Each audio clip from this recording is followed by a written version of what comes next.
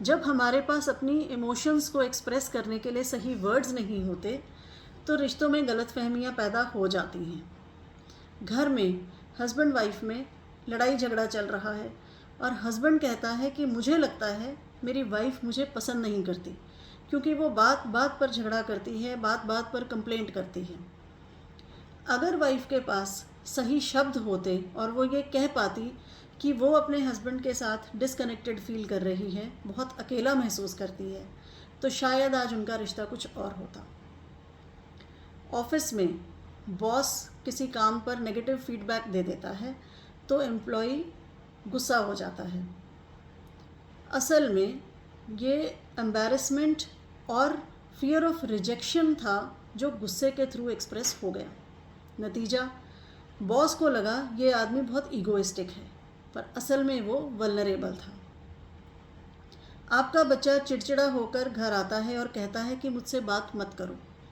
Parents को लगता है कि बच्चा बहुत बदतमीज़ हो गया है और बहुत रूड हो गया है, लेकिन शायद वो रिजेक्शन और पीयर प्रेशर का शिकार था।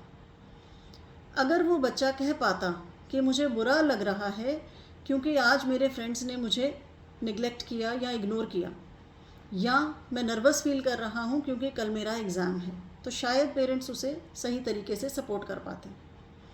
तो देखा आपने, जब हम अपने आप को सही तरीके से एक्सप्रेस नहीं कर पाते तो दूसरा इंसान हमें गलत समझ लेता है, तो ऐसे में रिश्तों में दूरी आ जाती है।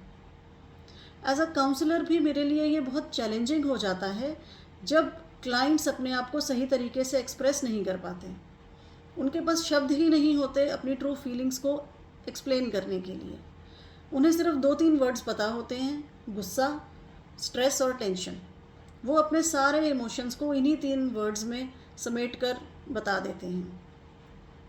तो शब्दों की कमी होने की वजह से कई सेशंस बीत जाते हैं ये जानने में कि एक्चुअली में उनके अंडरलाइंग इमोशंस हैं क्या।